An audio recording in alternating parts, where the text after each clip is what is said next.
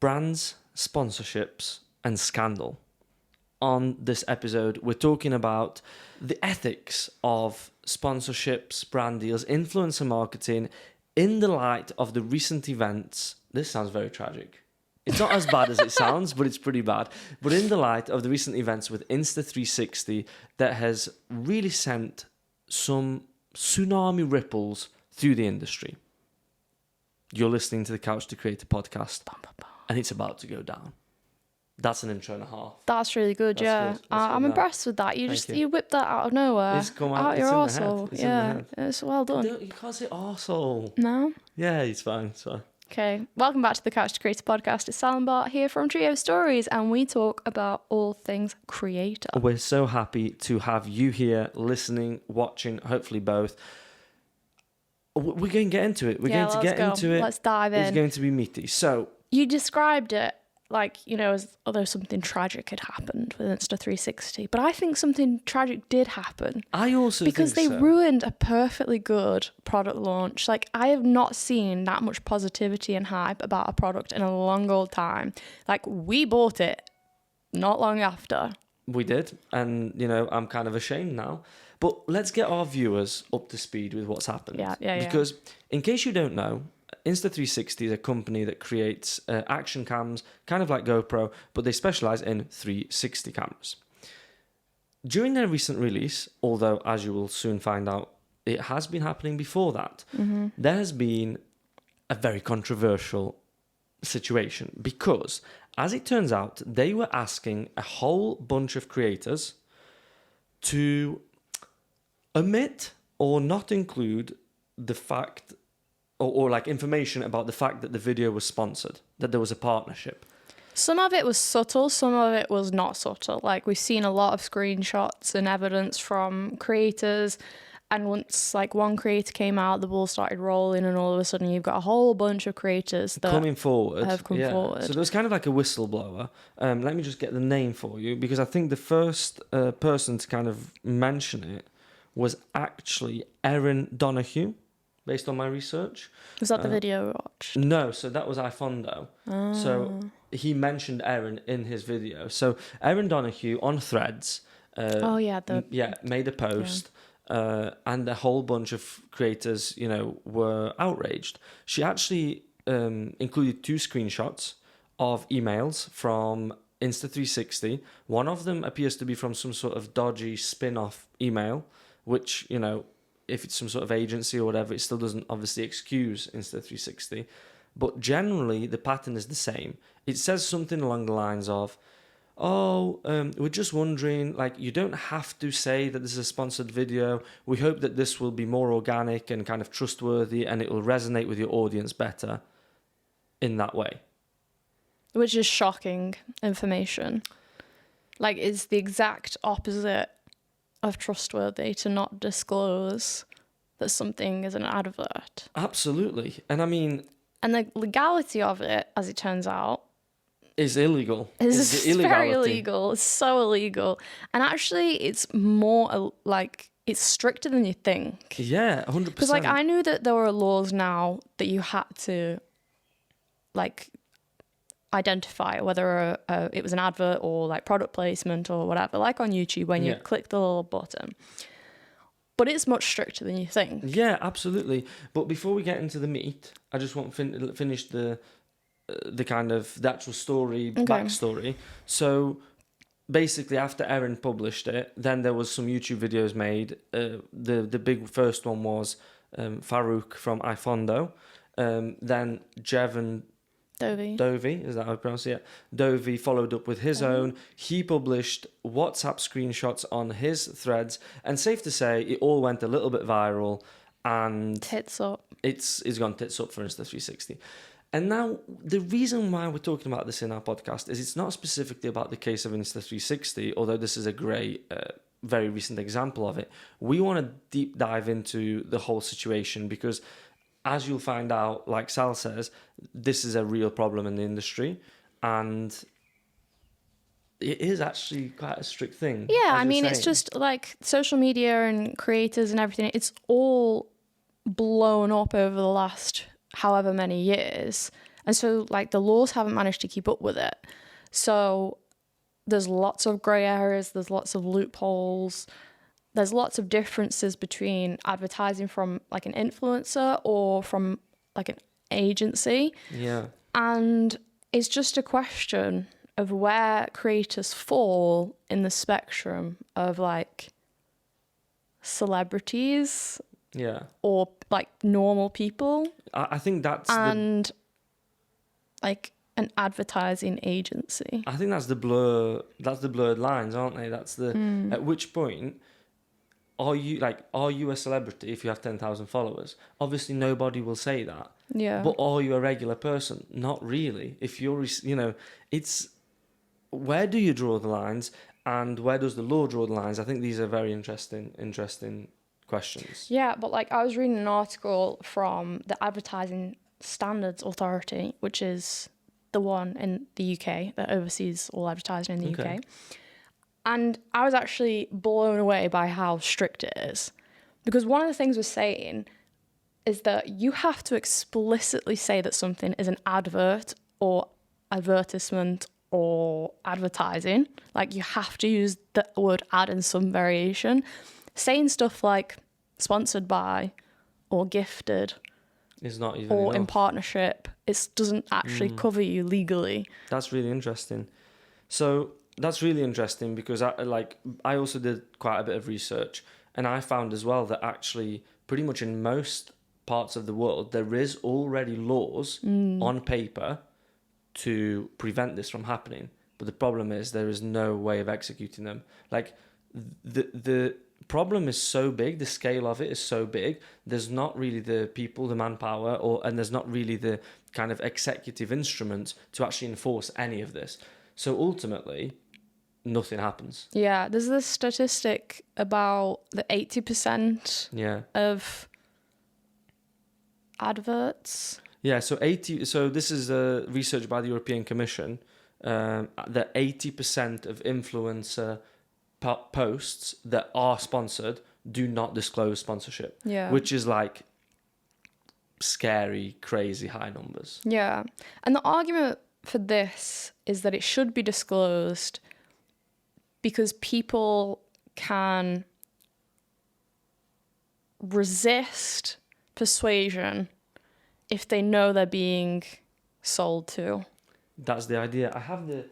I also found this. I actually have the academic paper from which that comes from.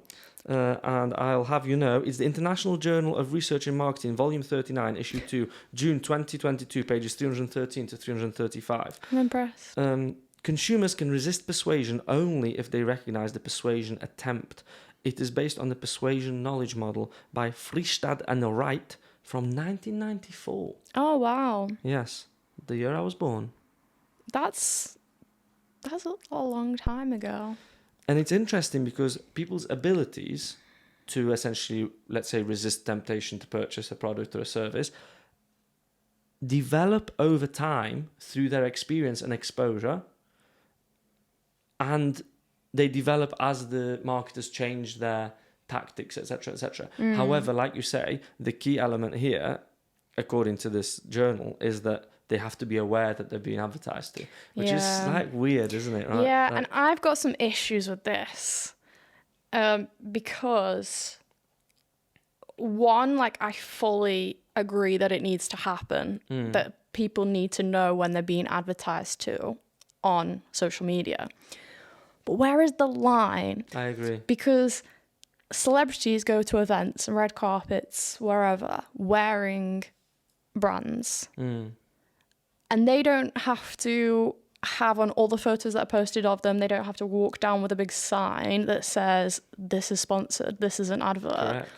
So, and also, along like another argument alongside that is product placement in films and TV. We're shown all the time adverts hidden in shows, like the Lincoln one? The Lincoln Lawyers makes me feel sick. So obvious. But is it the Lincolns in Barbie? Or is it a different car? The ones where there's three cars driving alongside, they're all the same car. Different car. Is it Chevy or? I don't know, but it was obviously wasn't that good of a placement if I don't remember. Escalade, it's something like, yeah. But yeah, so it's okay when like TV and film do it, but not when creators do it. And also, I mean, from our perspective as creators, because we kind of, we have to, let's say, resist somewhat, because it is very, very difficult. Because, for example, here is a scenario, yeah? We are gifted a piece of filmmaking equipment. We've done, like, when we are sponsored to do one video and one post, and we've done those posts. Does that mean forevermore, going forward, we have to say this is an ad because we're using something that we didn't pay for? You know, at which point does your kind of duty of care to disclose information end? Yeah. Well, I was reading this whole article about the actual legalities, and it is, you have to identify anything. Yeah. Which is just insane. It's impossible. Like, we are very small creators, and we have a huge son of our gear is gifted. So, like, what, on every single production, every single YouTube, we have to come up with a disclaimer, every single story, because it also says that this also counts for stories. If you share a reel, for example, that's got that's a sponsored reel, you also have to identify in that story that it's an advert. Any clips or anything. That's which is just, but you see, that's just not practical, and that will never that will never happen. So the law has to change that to become realistic, because if it's not realistic, it's not going to be enforced. It's not going to be followed.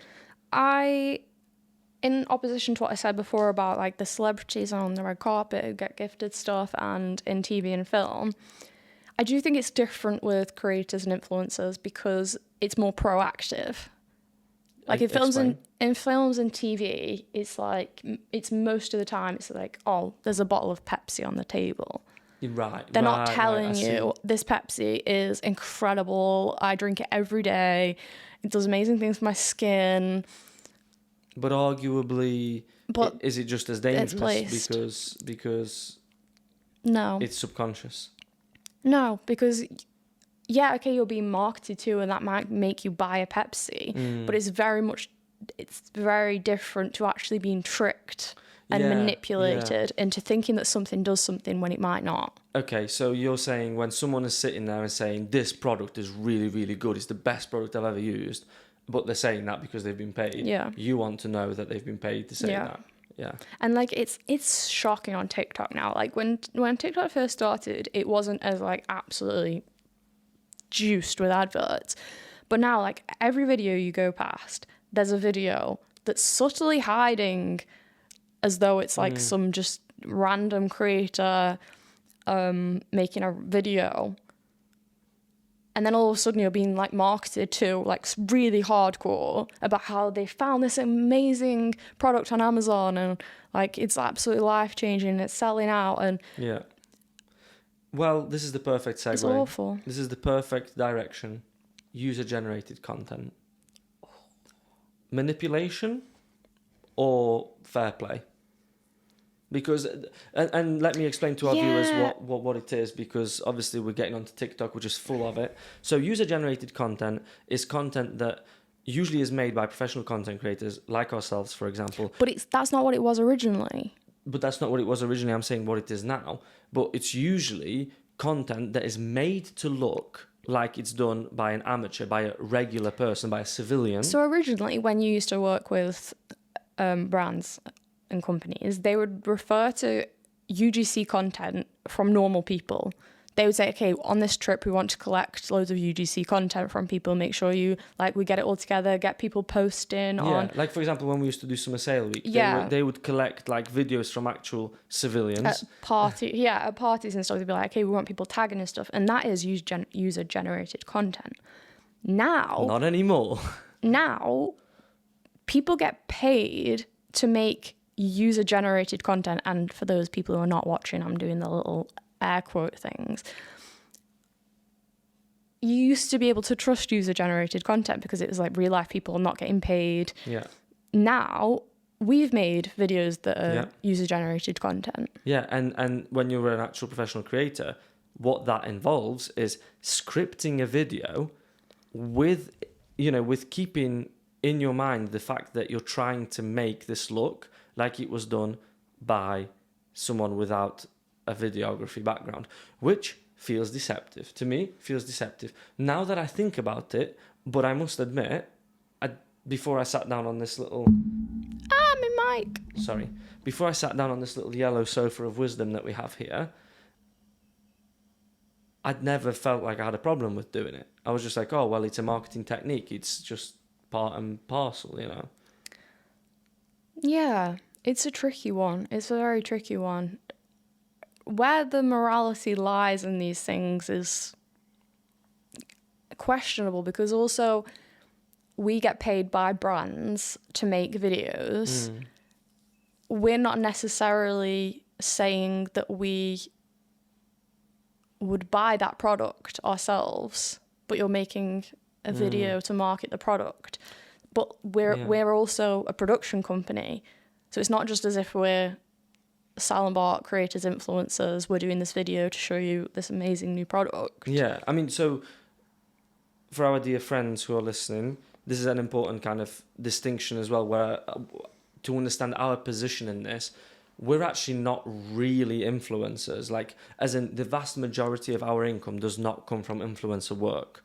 So we are primarily a production company, and we make commercials for other companies. However, sometimes, and recently increasingly so, those commercials also include us in some way, our faces, or we present it or something like that, which blurs the line of, are we endorsing that product, or are we just creating a commercial for We had company? a very difficult time recently on one project, because we'd taken this project as a production company. We didn't necessarily believe in the product. We would never have bought it.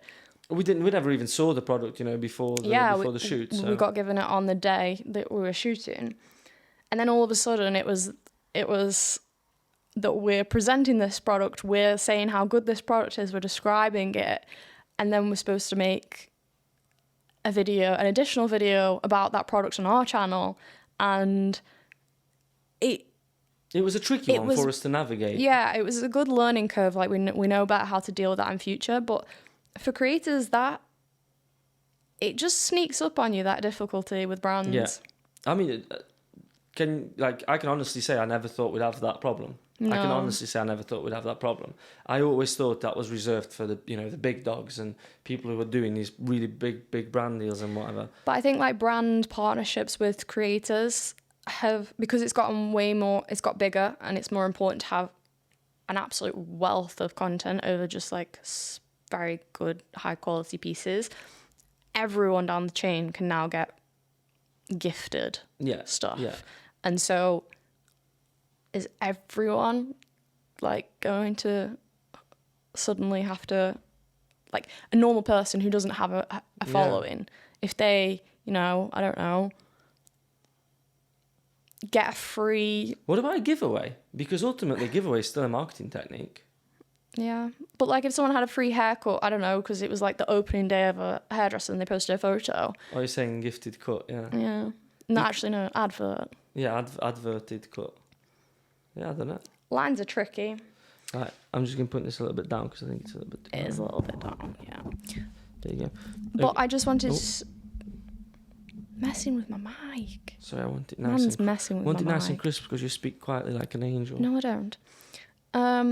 You were saying earlier about like that most countries have laws in place, but actually France was the first one in the EU to have that law, and it was came out last July.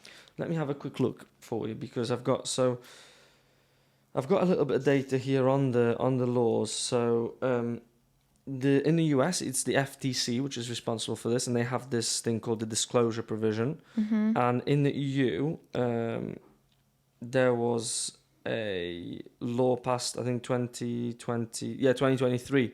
Yeah. That was basically, it's called the Marketing Data Act or something that I haven't got the name here. I can't quite remember, but it's basically it's recent. It's very recent given how long this influencer marketing has been going on for. And like, I was looking at the trends, and there is like a the statistics that basically say $24 billion will be spent on influencer marketing by the end of 2024. And there was a survey where 3,000 marketing agencies were asked, and nearly a quarter of the agencies said that influencer marketing takes more than 40% of their total marketing budget. Oh. So like... Yeah, it's just been running away for a while without any sort of moderation or laws holding it accountable. We're starting to talk about numbers and influence that's so powerful that like it's just like a snowball effect. I've also got a really interesting one for you, because I don't know if you knew this, but in 2017, the FTC fined Fashion Nova for not properly disclosing that they were being paid to promote a brand on Instagram. And in 2022, so basically that was one of the first cases of them actually doing something. In 2022, Kim Kardashian was fined $1.3 million for not disclosing that she was paid $250,000 to publish on Instagram about Emacs tokens. But I think the only reason she got caught was because this was a US Securities and Exchange Commission thing and not an FTC thing, because it was crypto related. Yeah, I mean, that was something that I was going to bring up. Like, in France, one of the laws that came out last year, and it was passed in record timing, was actually stopping influencers from advertising cosmetic surgery, crypto, and what was the other thing? Betting. Okay. So slowly we're coming up to the point at which influencers will be held with the same like rules and laws as normal advertising companies, media outlets, and traditional advertising. Traditional advertising, yeah, correct. But yeah, that one, if you break that law in France, you can have fines up to 300,000 euros and 2 years in jail. Oh wow, jail time. That seems extreme. I think jail time is a bit extreme. Well, unless you're like a repeat offender or something, or just spam. Unless you're like a repeat offender, I think that's quite extreme. Yeah. Don't know what to say. I don't know what to tell you. And then so following on from that, sorry, I've just got my points written down. I've done my research. So Spain will be the second EU country to regulate these laws more. But the draft bill has an audience and income threshold. What do you mean by that? So for that law to apply to you, you have to have a certain following and a certain income from it. Okay. So what you're allowing there is smaller creators to get away with things because they're not making as much money or they don't have as many followers. But do you know what the cap is? 2 million followers. Oh wow. Which, according to my research, those big followers, over 1 million followers, are becoming less and less popular. So it's actually the micro and the small influencers that are being used way more by these agencies, which is also interesting. It's harder for people to track whether, their adverts as well with smaller creators. And I think, again, they're trying to be sneaky about the fact that these people have an easier time building trust and building like this organic vibe than seeing someone who's got 2 million followers and seems to have more of a celebrity status. Yeah. One of the things, going back to Insta360 as well, that is really important that creators know, and that is that it's your responsibility as an individual, as a creator, as an influencer, to disclose or not disclose these deals. Like, it's got nothing to do with the brand. They wouldn't even get in trouble for this. So if let's say you did that and you got caught, it's not on them at all. It's all the responsibility is on the creator. Yeah. So I disagree with that. I think there should be some brand responsibility in there as well, like not being able to ask for stuff like Insta360 I agree. I mean, they're obviously in a position of power, that They're holding the money, they're holding the products. Very relevant. Yeah, creators can feel strong-armed. Absolutely, yeah. And I think, probably some did, because we've seen a lot of videos that didn't disclose and maybe then went back to add. Like, I know that there was a big video on YouTube that Jevon Dovey, pointed out, and then no one replied to him, no one said anything, but then magically a few days later, all of a sudden in the description it says video sponsored by Insta360. So I do think they did end up kind of strong arming creators. Maybe some creators didn't mind, maybe they didn't see it as that bad, but yeah, it's a mess. Yeah, and it's like, oh, you're sorry. I just wanted to carry on from that, and just how the lines are blurred, I wanted to bring up a situation that's happened to us recently, and we actually haven't spoken about this, so I think this will be interesting. And that's the Edelkrone, the tripod company, are doing a giveaway currently for one of their self-leveling tripods. And the giveaway entails making a video that's about how difficult it is to use a tripod, and get it balanced properly and stuff, which it absolutely is. Like, I hate tripods. I'll put this out there now. But I feel somewhat sketchy about it. It's very interesting. Because there's no mention of Edelkrone. There's no mention of their product, their brand. It's not an advert, but somehow I feel like I'm deceiving the viewers. And one person actually commented on our video and said, oh, I thought this was going to be an ad for the self-leveling tripods. And we were like, well, it kind of is. Yeah. It's not an ad for them, but yeah, I mean, it plays on the unique selling point of their product, that you're showing the problems that and their they're product giving the solves. resolution, yeah. So, yeah, and I think that is super interesting, because you could have a reel that is about a beauty cream. You show a before and after, and you show an unknown cream, an unknown substance that doesn't have the branding, nothing. And that could be just as much an advert without, it doesn't show the product. Yeah. But that could be just as much an advert as something that doesn't. Because, for example, that influencer can be long-term affiliated with that brand. So, people, their 1 million audience knows that this is about showing results from that brand. Because one of the things as well sticky. In these laws that kind of are a threshold is if the person is making money from the situation.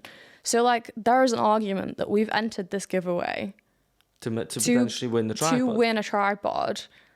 So that is a financial gain for us about making a video. Yeah, which it actually is. So we should be saying it's an advertisement. But it's not of a product. But by definition of us potentially receiving value, yeah. Sticky. So what can creators do to protect themselves in this situation? Because it does feel threatening when you're in a position where you're being asked to do something that will benefit the client and promise maybe more work from them. Work in the future. Yeah. You kind of feel strong-armed. So what do we do? Well, I think this is probably the most important part of this podcast, since we are the couch to create the podcast. So from this couch, we're trying to give you the advice or the value and the lessons. So here goes. I guess the most important thing is to acknowledge the fact that these creators that came out were super brave for doing so, and they absolutely did the right thing. We have these tools like social media, which can be very, very powerful, and you don't necessarily have to go straight away public with a problem like this. You can contact some other friends in the industry, someone that you know, someone that you trust, and say, look, something fishy is going on here. Someone's reached out to me and asked me to do this. Obviously, this is just an example for this case. And if that creator thinks, yeah, this is fishy, and you ask someone else and they think this is fishy... Well, that's basically what happens in this case. Exactly. Yeah. Then it probably is. And I think to then come out and then, like, for example, like a lot of these creators drop Insta360 as a client. But as a big creator, you're kind of more secure in that position to do that. Yes. A smaller creator might not be able to say so confidently, like, look, that's illegal. No, I'm not doing that. Yeah, because I think that the worry is that it's not only going to affect their relationship with that brand, but also that it could be a bad look to other brands, which, you know, other brands might be like, oh, well, if they treated this brand like that and this happened, then we don't want to take the risk. So I can see why that's scary, but I think the lesson there is no matter what level of creator you are and how big your audience, you have to remember that your audience, whoever's watching your work, is your biggest gift and your biggest asset, and they're the most important, and you have to stay true to them. Yeah. So if you're creating content ultimately for them, for the enjoyment, for the entertainment, for the information, education, whatever it may be, and taking advantage of their viewership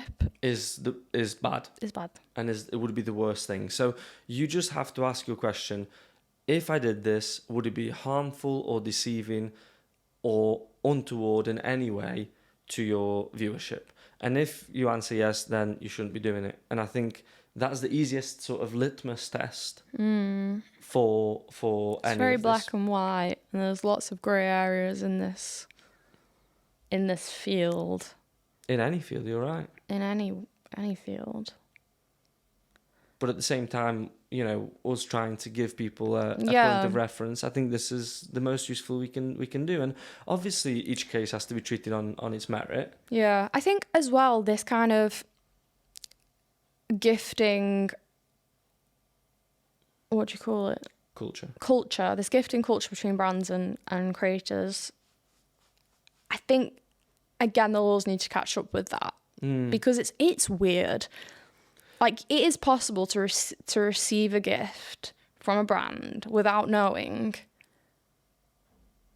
that you're going to receive that, and then all of a sudden they expect content from you. It's happened before where we've received something and we didn't know that they were expecting us to create something, and all of a sudden we're getting emails and it's like, oh, when is this coming? And we're like, hold on a minute, what? And I know that this happens to a lot of other creators, so maybe in the future that'll be something where it is a more serious relationship, like it's a contractual obligation between the brand and the client, and then they have, like, in that it has to be disclosed. Like, it does appear that based on my research, it does appear that is actually slowly going away.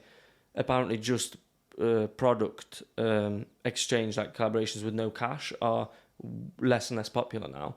So apparently that more and more creators are being paid as well. But it depends what size creator you are. Will that mean even more pressure though as well? So definitely when we were starting out, just a product exchange was enough.